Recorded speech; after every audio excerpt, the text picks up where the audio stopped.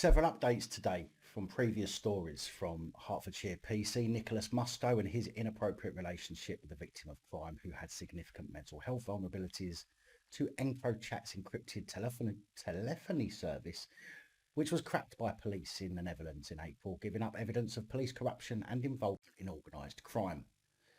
Two Gwent Police constables whose identity is being protected for knocking boots on duty.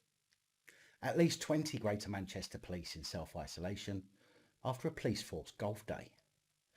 And officer in charge when Kevin Clark died while in police custody says more could have been done. This and more coming up. Don't forget, these reports are daily, Monday to Friday. Please remember to subscribe and hit that bell so you don't miss any future uploads. And if you appreciate the work I do, please consider joining the channel Patreon for as little as just £3 per month to help me continue providing this content. Hello, ladies, gentlemen, boys, girls, innies, outies, and in-betweeners. My name's Dan, and welcome back to another PAP Reports. It's Tuesday, 22nd of September, 2020. On the 3rd of July and 6th of August, we spoke about 51-year-old Hertfordshire Police Constable PC Nicholas Musto, a 25-year veteran of the police force who had an 11-year relationship with a vulnerable victim of crime, a woman who has been described as having significant mental health vulnerabilities. I mean, that's clear from the fact she had a relationship with a copper. Musto was suspended from duties in 2018 after concerns were raised in 2013 about his relationship, and an investigation was carried out where he lied about the nature of the relationship.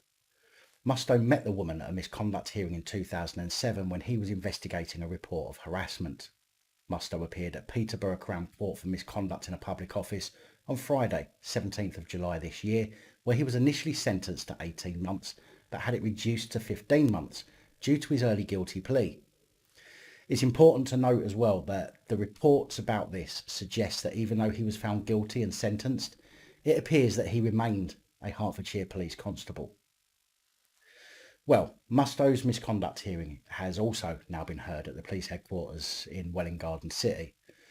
Musto chose not to attend the hearing or to be represented at the hearing, which occurred yesterday, Monday the 21st of September. Chief Constable Charlie Hall said Musto's behaviour amounted to a breach of honesty and integrity and of standards expected of police officers.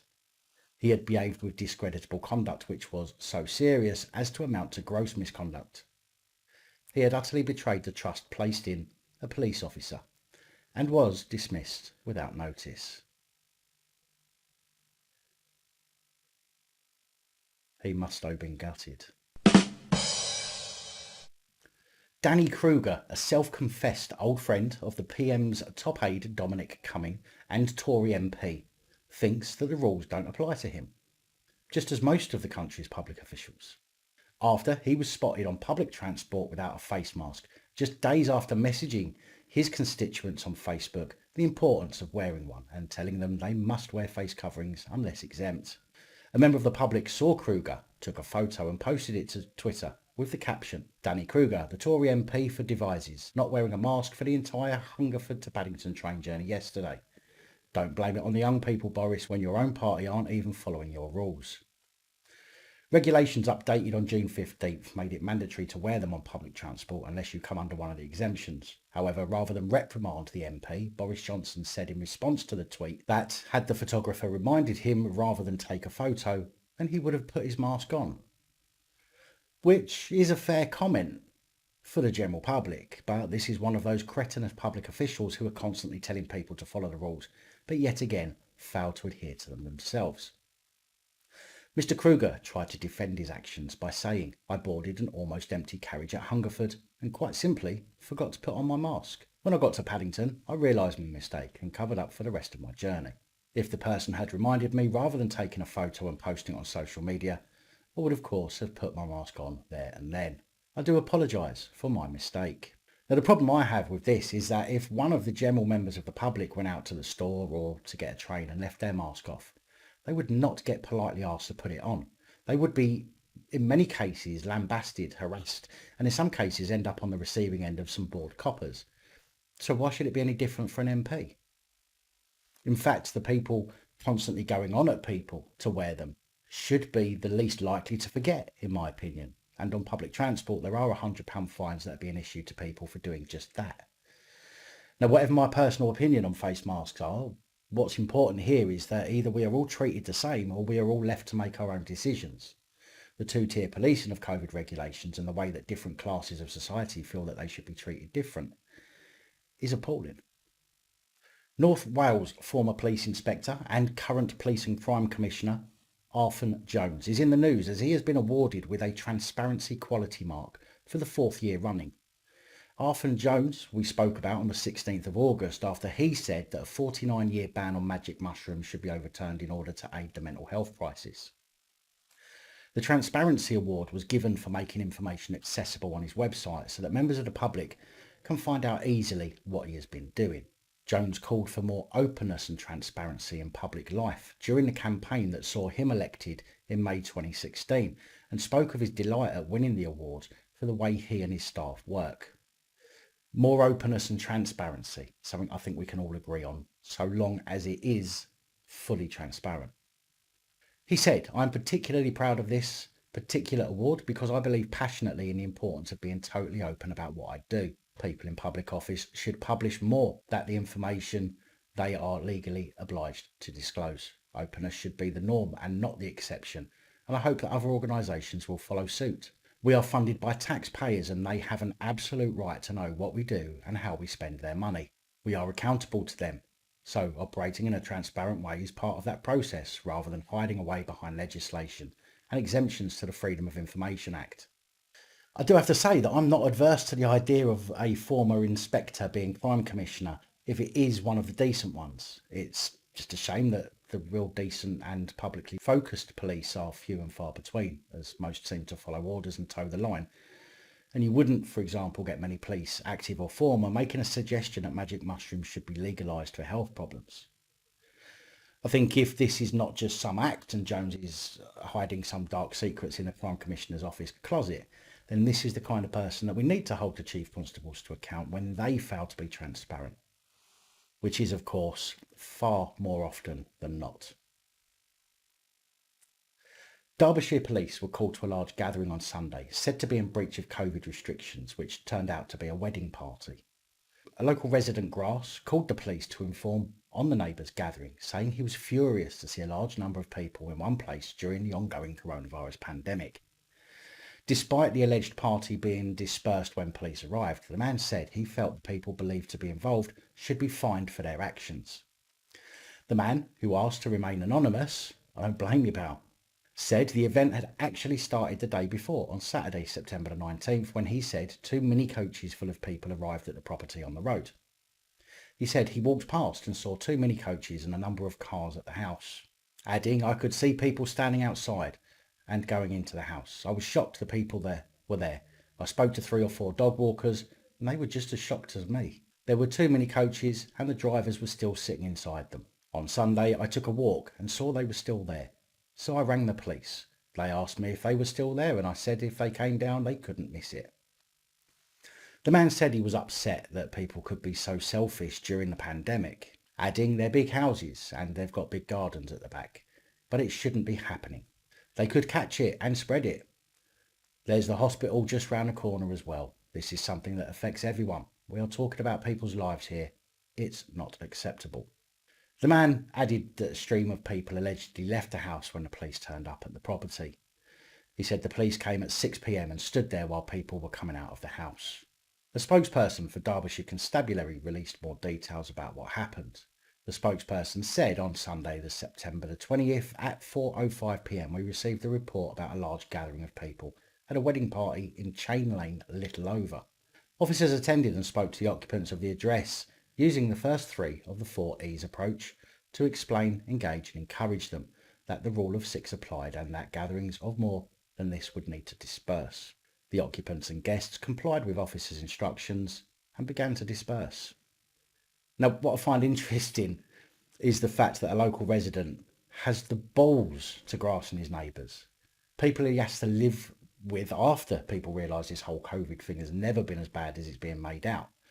I'm sure it won't be too difficult to work out who he is either, as you just need to look for the neighbour who refuses to look you in the eye. And this is also after the Police Federation asked people not to call the police unless they see animal house style parties, which seems to be the advice Karens are ignoring, as some police forces have had to draft in additional call staff to cope with the amount of grasses trying to stitch up their communities and neighbours. Remember, what do snitches get? On the 3rd of July, we spoke about how the police in the Netherlands cracked the Encrochat encrypted and almost impenetrable telephony service used by criminals and crime gangs across the world. An operation that saw the UK police given information on criminals' activities, which allowed police to arrest more than 700 people, seize £54 million and several tonnes of drugs. The Encrochat platform was infiltrated by agencies in France and the Netherlands in April and shared via Europol to partners including the UK, with agencies monitoring the network for months before using the information harvested to make the arrests and seizures. However, it has now come to light that Dutch police have announced that they have launched a new investigation team that will look specifically into police corruption after searching through tens of millions of encrypted messages taken from the Encrochat devices. A report has suggested that authorities are looking to identify police who leaked information to organised criminals using the encrypted messaging service available on the Encrochat smartphones. Up until now, the Encrochat investigations have focused primarily on drug trafficking and organised crime. In a Dutch press release, Chief of Police Henk van Essen provided further insight on the current Encrochat investigations by saying, criminal investigations into possible corruption are currently underway and there are likely to be more in the near future. In addition to investigations into drug trafficking and money laundering, investigations into corruption are also given top priority. According to Van Essen, corruption is unmistakably present now that investigations into the company's encrypted smartphones have turned up new evidence. Now this I don't mind. I bet my bottom dollar that there are multiple serving police here in the UK who are using or were using this service in their own corruption, and I hope that every single one is taken to task and outed regardless to how small their role is. This is genuinely the kind of thing that needs doing to weed out the scum and corrupt police from our forces and maybe give some of the decent police the chance to spread that decency and proper policing through the ranks again. Who knows, maybe one day we'll get back to real community policing, where the police do actually help the public rather than the corporations and corrupt politicians. Mr. A and Ms. B, two former Gwent Police constables who are having their identities protected by the police force in yet another show of just how transparent they really are currently going through a misconduct hearing this week after they were found to have been meeting up on duty in remote locations for some nookie. The pair were caught out after their secret meetings were tracked by their in-car GPS devices, showing them in the same location as each other repeatedly, without a policing reason to do so. Jonathan Waters, presenting the case to the panel, said, anonymous phone calls were made to Gwent Police alleging that Ms. B and Mr. A were meeting in remote locations whilst on duty and at Ms. B's home address for the purpose of an intimate relationship. A disciplinary hearing was told on Monday how the male officer received head from his female colleague in a police car. In an interview, Mr. A admitted there would be kissing and cuddling when they were both on duty. Mr. Waters said, to Mr. A's eternal credit, he did not flinch from telling the investigating officers exactly what happened. This led to him admitting that on one occasion Ms. B had performed oral sex on him in a police vehicle when they were both on duty, and there had been sexual contact in the form of heavy petting. The pair also met up at Ms. B's house to knock boots whilst Mr. A was on duty. Mr. Waters added there is no doubt that Ms. B and Mr. A were seeing each other during working hours in early 2018, and by no later than March this has developed into an emotional relationship. Ultimately, the relationship between Ms. B and Mr. A developed into a sexual relationship. Mr. A admitted 2 allegations against him amounting to gross misconduct. Ms. B admitted meeting with Mr. A while he was on duty and to sending a sexualised photograph to Mr. A whilst on duty. But she denies sexual contact with Mr. A whilst on duty and argues that her actions amount to only misconduct rather than gross misconduct. Mr. Waters added, evidence clearly suggests that allegations against Ms. B are made out. The other officer has openly admitted, and we rely upon that admission against Ms. B. This is very clear evidence of her guilt. The hearing continues, and I will of course update you as soon as I can. In an ever-increasing show of just how the police like to deal with crimes that give them very little to do, but can be stretched out to keep them from dealing with real criminals, Police Scotland sent 2 constables to the home of a 65-year-old pensioner to have words about some plants that had been pulled up from a neighbour's garden. Yes, with a viral pandemic, knife crime pandemics and all sorts of other serious nature crime offences or public health concerns, Police Scotland sent 2 plod to go have words with a woman about some uprooted plants.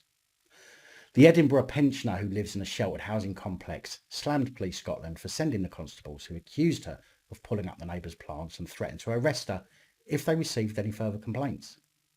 The woman said that she could not believe police officers would waste valuable resources during a pandemic for such a minor complaint.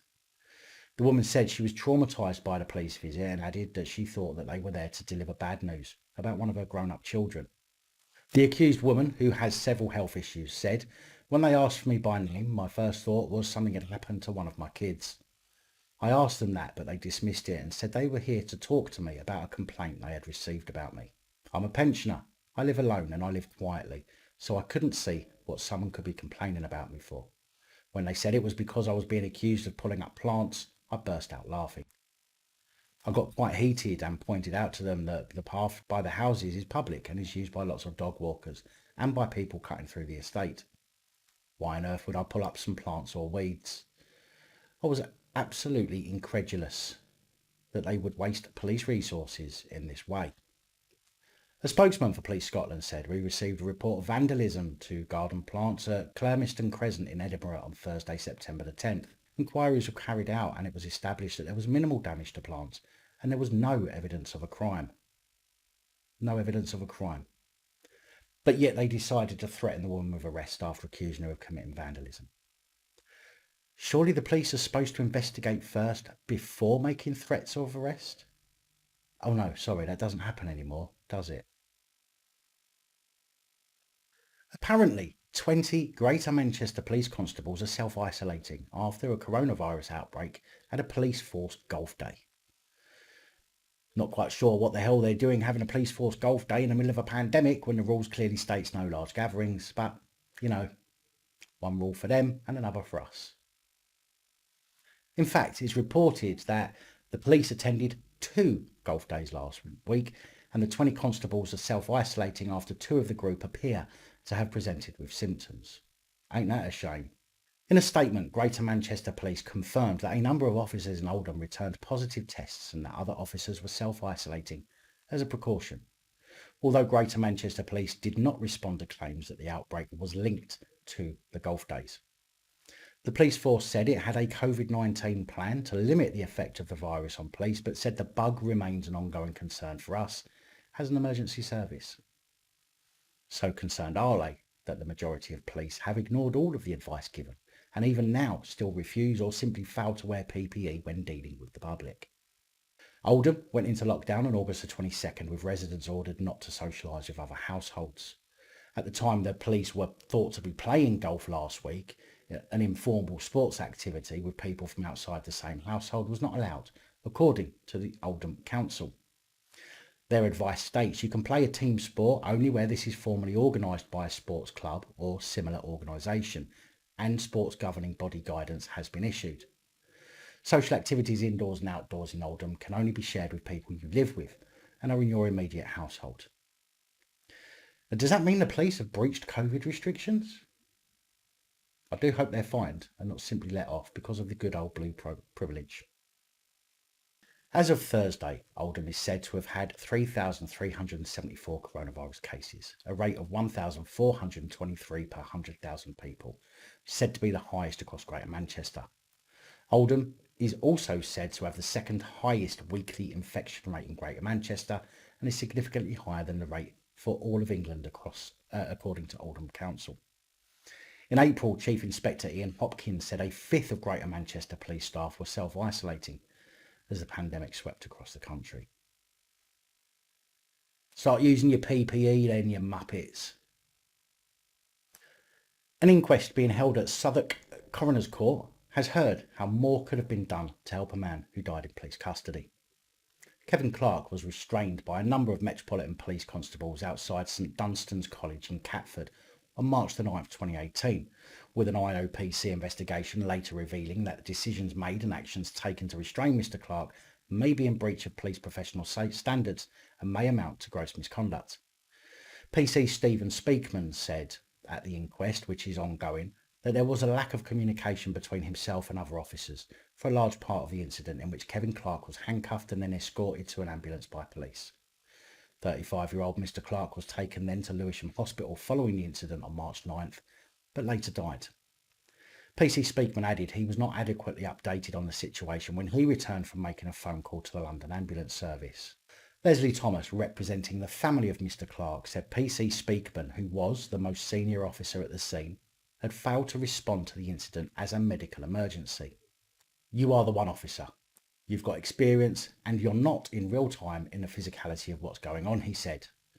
Mr. Thomas added that communication between the officers had been poor and suggested that PC Speakman should have done more to monitor the situation. He said your colleagues were saying that this was a medical emergency from the off.